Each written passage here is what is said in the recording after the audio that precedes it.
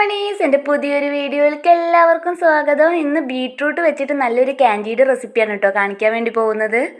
നിങ്ങൾക്ക് വീഡിയോയിൽ കാണുമ്പോൾ തന്നെ മനസ്സിലാവുന്നുണ്ടാവും ഇത് എത്രത്തോളം സോഫ്റ്റ് ആണെന്ന്. അപ്പോൾ ഇത് എങ്ങനെയാണ് ഉണ്ടാക്കാമെന്ന് നോക്കാം.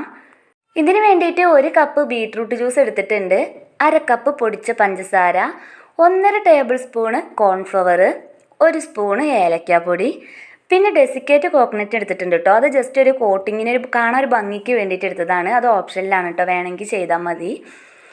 ഇനി ഇതിൽ നിന്ന് കുറച്ച് ജ്യൂസ് ഞാൻ മാറ്റി വെച്ചിട്ടുണ്ട്. അത് ഈ കോൺഫ്ലവർ ഒന്ന് മിക്സ് ആക്കാൻ വേണ്ടിയിട്ടാണ് കേട്ടോ മാറ്റി വെച്ചിട്ടുള്ളത്. ഇനി ഒരു പാൻ ഇവിടെ ചൂടാക്കാൻ വേണ്ടി വെച്ചിട്ടുണ്ട്. അതിലേക്ക് ഈ ബീട്രൂട്ട് ജ്യൂസ് ഒഴിച്ചു കൊടുക്കുക. എന്നിട്ട് ജസ്റ്റ് ഒന്ന് ഇളക്കി കൊടുക്കാം കേട്ടോ. ഇത് ഒരുപാട് ഇങ്ങോട്ട് തിളച്ച് മറിയണമെന്നൊന്നുമില്ല കേട്ടോ, ജസ്റ്റ് ഒന്ന് ചൂടായാൽ മതി. ആ സമയം ഇതിലേക്ക് പൊടിച്ച് പഞ്ചസാരയാണ് ചേർത്ത് കൊടുക്കുന്നത്. പഞ്ചസാരയും കൂടി ചേർത്തതിന് ശേഷം വീണ്ടും ഒന്ന് ഇളക്കി കൊടുക്കാം.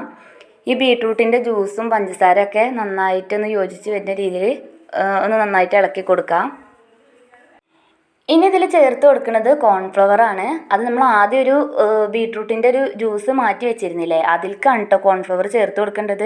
ഡയറക്റ്റായിട്ട് കോൺഫ്ലവർ ഇട്ടാൽ എന്താ പ്രശ്നം വെച്ചാൽ പെട്ടെന്ന് തന്നെ കട്ട പിടിച്ച് പോവും. അതിൻ്റെ പേരിലാണ് സെപ്പറേറ്റ് ജ്യൂസിൽ നമ്മൾ ചേർത്തിട്ട് ഒഴിച്ചു കൊടുക്കുന്നത് കേട്ടോ. ഇങ്ങനെ ആകുമ്പോൾ ഒട്ടും തന്നെ കട്ട ഒന്നും പിടിക്കാണ്ട് നമുക്ക് നല്ല രീതിയിൽ തന്നെ കിട്ടും. അതിൻ്റെ പേരിലാണ് ഇങ്ങനെ ഒഴിച്ചു കൊടുക്കുന്നത്. ഇനി കോൺഫ്ലവറിൻ്റെ ഈ മിക്സും കൂടി ഇതിൽ ചേർത്തതിന് ശേഷം കൈ വിടാതെ ഇളക്കി കൊണ്ടേ ഇരിക്കണം. ഫ്ലെയിം നല്ല ലോ ആക്കി വെക്കണം. എന്നിട്ട് ഇങ്ങനെ ഇളക്കി കൊണ്ടിരിക്കണം കേട്ടോ. ഇത് പെട്ടെന്ന് തന്നെ നന്നായിട്ട് കുറുകി കിട്ടും. ഒരുപാട് ടൈമൊന്നും എടുക്കില്ല കേട്ടോ.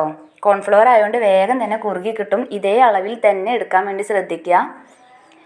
ഇത് നന്നായി കുറുകി വരുന്നതിനനുസരിച്ചിട്ട് ഇത് നല്ലൊരു ബ്ലാക്ക് കളറായിട്ട് കിട്ടും കേട്ടോ. ഇപ്പോൾ അതാ അത്യാവശ്യം ഒന്ന് കുറുകി വരുന്നുണ്ട്. കൈ വിടാതെ ഇളക്കിക്കൊണ്ടേ ഇരിക്കണം കേട്ടോ. ഇപ്പോൾ അതാ ഇതിൻ്റെ കളറൊക്കെ ഒന്ന് ചേഞ്ച് ആയിട്ട് ബ്ലാക്ക് കളറിലേക്ക് വന്നിട്ടുണ്ട്. ഇനി ഇതിലേക്ക് മധുരം ബാലൻസ് ചെയ്യാൻ വേണ്ടിയിട്ട് ഒരു പിഞ്ച് ഉപ്പ് ചേർത്ത് കൊടുക്കുന്നുണ്ട്. എന്നിട്ട് വീണ്ടും ഒന്ന് ഇളക്കി കൊടുക്കുക. ഇനി ഇതിലേക്ക് ഒരു ഫ്ലേവറിന് വേണ്ടിയിട്ട് ഏലക്കപ്പൊടിയാണ് കേട്ടോ ചേർത്ത് കൊടുക്കുന്നത്. അതും കൂടി ചേർത്തതിന് ശേഷം വീണ്ടും ഒന്ന് ഇളക്കി കൊടുക്കുക. ഇനി ഫ്ലെയിം ഓഫ് ചെയ്യുക കേട്ടോ. ഇപ്പോൾ നമ്മുടെ സംഭവം ഇവിടെ റെഡി ആയിട്ട് കിട്ടിയിട്ടുണ്ട്. ഇതിപ്പോൾ കാണുമ്പോൾ ഒരു കറുത്ത ഹലുവയുടെ ഒക്കെ പോലെ തോന്നുന്നുണ്ട് അല്ലേ. ഇത് ഈ രീതിയിൽ ചെയ്യണം എന്നില്ല കേട്ടോ. അത് ഞാൻ വീഡിയോക്ക് വേണ്ടിയിട്ട് ജസ്റ്റ് ഒരു ഭംഗിക്ക് വേണ്ടി ഇങ്ങനെ ചെയ്യണമെന്നുള്ളൂ. ഇതല്ലാതെ തന്നെ കഴിക്കാൻ നല്ല ടേസ്റ്റാണ്. ഒട്ടും തന്നെ ബീട്രൂട്ട് വെച്ച് ചെയ്തതാണെന്ന് പറയേയില്ല, അത്രയ്ക്കും ടേസ്റ്റാണ്. കുട്ടികൾക്കും വലിയവർക്കൊക്കെ ഒരുപാട് ഇഷ്ടമാവും. അപ്പോൾ ഇന്നത്തെ വീഡിയോ ഇത്രയേ ഉള്ളൂ. എല്ലാവർക്കും ഇഷ്ടമായി എന്ന് കരുതുന്നു. നാളെ മറ്റൊരു വീഡിയോയുമായി നമുക്ക് വീണ്ടും കാണാം. അതുവരെ ബൈ ബൈ.